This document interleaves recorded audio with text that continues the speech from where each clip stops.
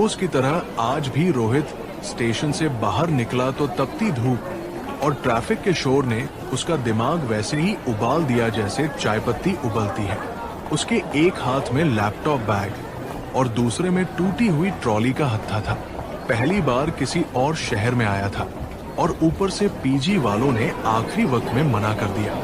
पसीने में भीगा रोहित स्टेशन के बाहर चाय की टपरी पर बैठा ही था कि बुजुर्ग उसके पास आया। बेटा, फ्लैट चाहिए क्या? एकदम सस्ता है, बस 100 रुपए में। क्या अंकल जोक मार रहे हो क्या? नहीं बेटा, जोक नहीं, कॉन्ट्रैक्ट। एक रात का फ्लैट, सुबह तक उसे छोड़ देना। और हाँ, एक छोटी सी शर्त है, रात भर किसी भी आवाज का जवाब मत देना। रोहित ने आंखें मिचकाई। आवाज का जवाब मतलब? अरे, आवाज तो हर जगह होती है बेटा, कभी अंदर से कभी बाहर से, पर सबकी सुनना जरूरी नहीं होता। ठीक है भैया, हॉन्टेड मार्केटिंग कर रहे हो क्या? चलो दिखाओ फ्लैट।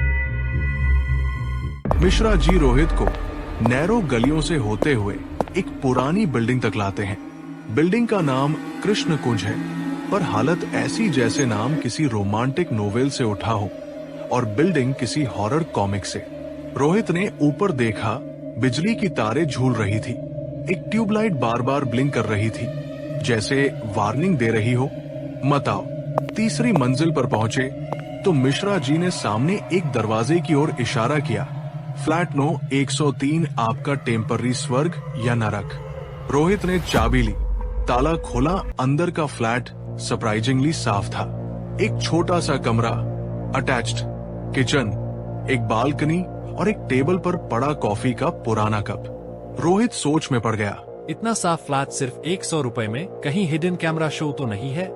तभी बगल वाले फ्लैट से एक बूढ़ी आंटी झांकी, बालों में तेल, हाथ में पूजा की थाली, आंखों में डर। MRS D Sujoy. बेटा, तुम यहाँ रहने आए हो? किसने दिया फ्लैट? वही मिश्रा जी ने, एक रात का कॉन्ट्रैक्ट है। एक रात? ओ डियर, फिर तो तुम्हारा भगवान ही मालिक है। बस कुछ भी हो, आवाजों का जवाब मत देना। सबको क्या हो गया है?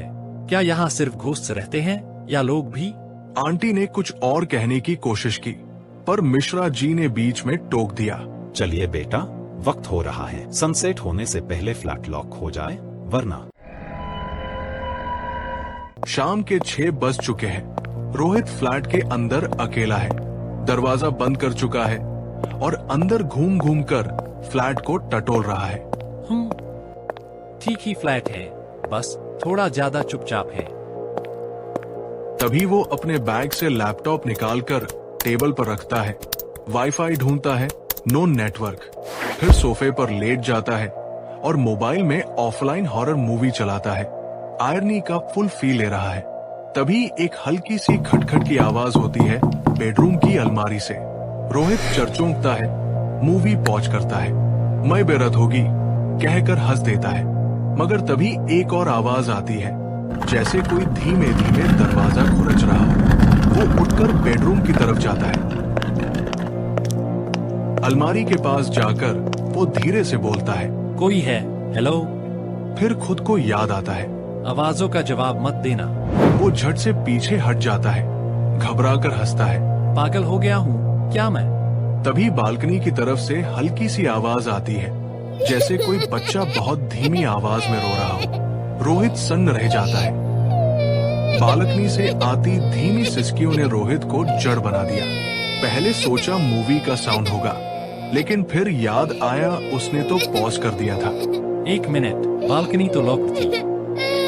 रोहित हिम्मत करके धीरे धीरे बालकनी की ओर बढ़ता है।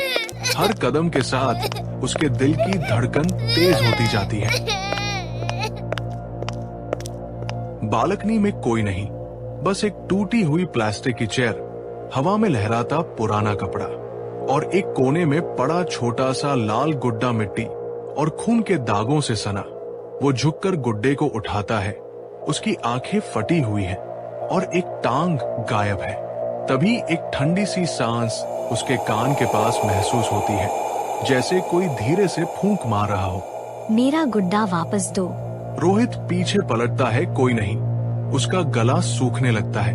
वो तेजी से गुड्डा वापस रखता है और बालकनी का दरवाजा जोर से बंद कर देता है। ये मैं सोच रहा हूँ या सच में कुछ था। वो सोफा पर बैठ जाता है और खुद को समझाने लगता है।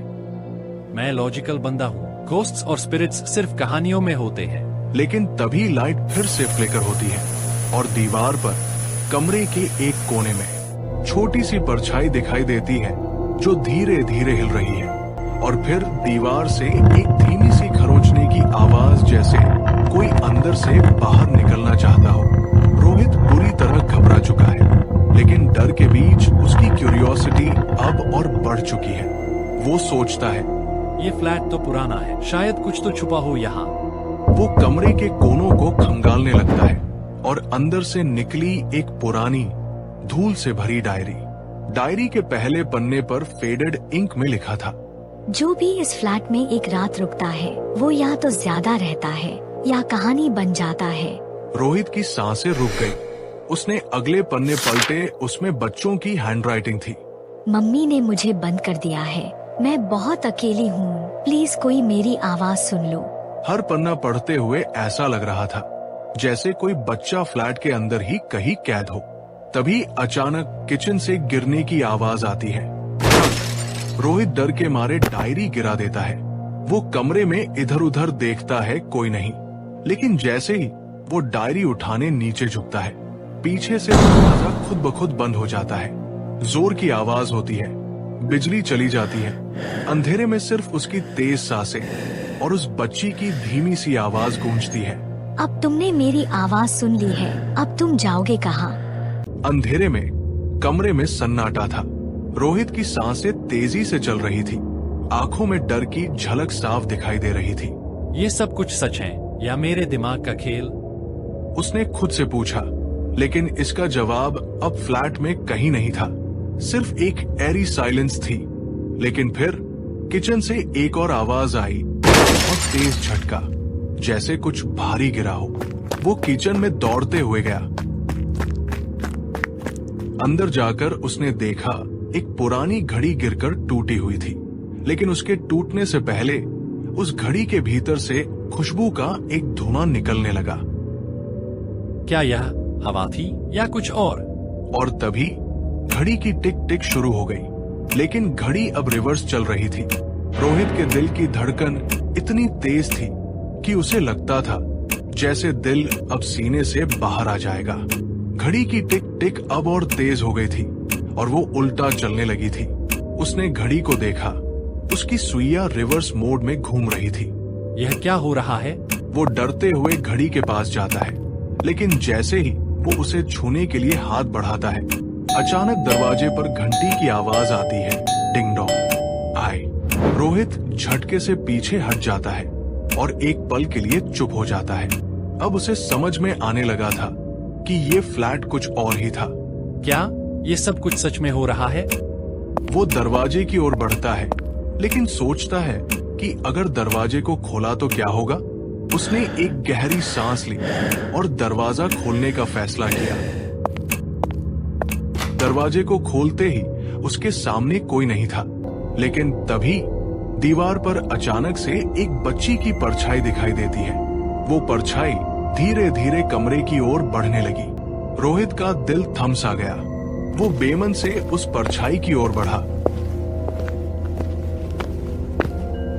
अचानक उसी वक्त फिर से घड़ी की आवाज आई, टिक टॉक, और उसी के साथ संगीन खटखट की आवाज सुनाई दी। रोहित का गला सूख गया। उसने बिस्तर की ओर देखा, वहां कुछ था।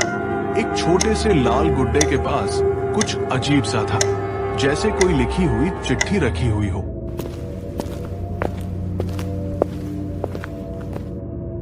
रोहित के हाथ में वो छोटा सा लाल गुड्डा था और उसके पास रखी चिट्ठी में कुछ लिखा था। उसने डरते हुए चिट्ठी खोली और धीरे से पढ़ने लगा। अगर तुम यहाँ हो तो तुम सब कुछ जाने बिना वापस नहीं जा सकते। तुम्हारी और हमारी कहानी एक साथ मिलती है। एक रात की पेमेंट थी, पर तुम्हें पता नहीं कि तुम्हारे साथ किसने खेल खेला है। रोहित की आंखों में डर साफ दिखाई दे रहा था। वो घबराकर चिट्ठी को लहराता है, जैसे किसी से जवाब मांग रहा हो। यह क्या लिखा है? कौन खेल रहा है मेरे साथ? फिर अचानक जैसे कुछ हवा में बदल गया हो। कमरे में एक सर्द ठंडी सी हवा चलने लगी।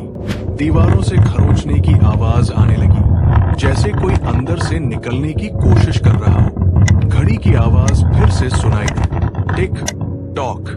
रोहित कमरे में इधर उधर दौड़ने लगा और फिर अचानक उसे एक पुराना वॉल क्लॉक दिखा। घड़ी की सुइयां अब फिर से उल्टी चलने लगी, पर जैसे ही वो घड़ी के पास गया, वो बच्ची की आवाज फिर से सुनाई दी। तुम दोनों अब मेरे साथ रहोगे। कब तक चलेगा ये सब? रोहित ने पीछे पलटते हुए देखा, कमरे में एक छोटी सी छाया थी जो धीरे धीरे बड़ी हो रही थी। उस छाया के चेहरे पर वो बच्ची का चेहरा था। उसकी आंखों में डर नहीं था, बल्कि एक अजीब सी मिस्चीफ थी, जैसे वो कुछ छुपा रही हो। मैं सब कुछ जान चुकी हूँ, अब मैं तुम्हारे साथ हूँ।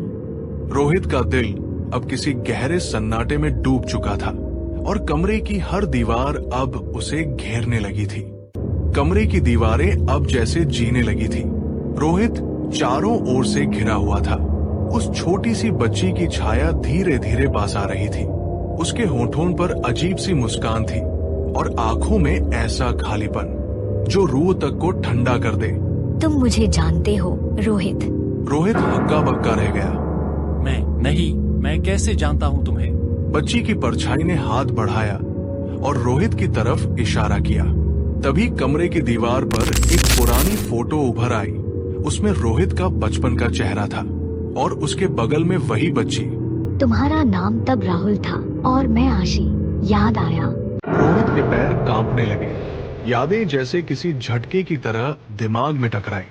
बचपन की वो गर्मी की छुट्टियां, वो अंधेरी पानी की टंकी और वो छोटी आशी जो गुम हो गई थी।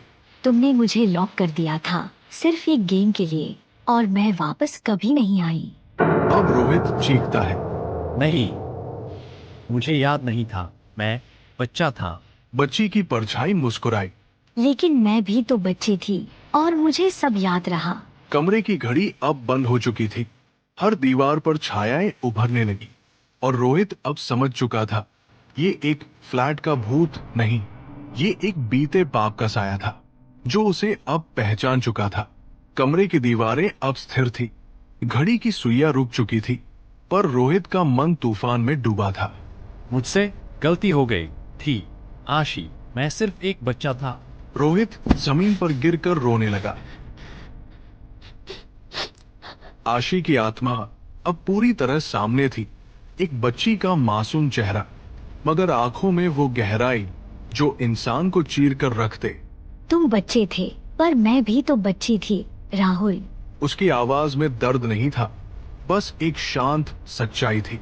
तुम मुझे भूल गए, पर मैं यहीं थी, हर साल, हर पल, इस फ्लैट में, सिर्फ एक रात के लिए किसी के इंतजार में।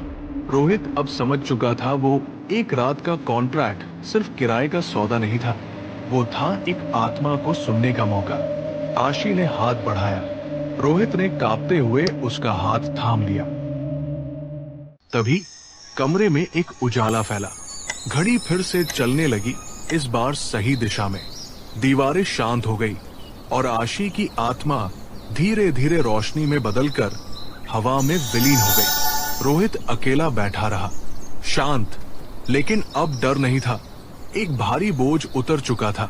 सुबह की पहली किरण खिड़की से अंदर आई। फोन पर एक मैसेज था, contract complete, key under mat, thank you for listening. Rohit मुस्कुराया। एक दर्दनाक कहानी अब पूरी हो चुकी थी।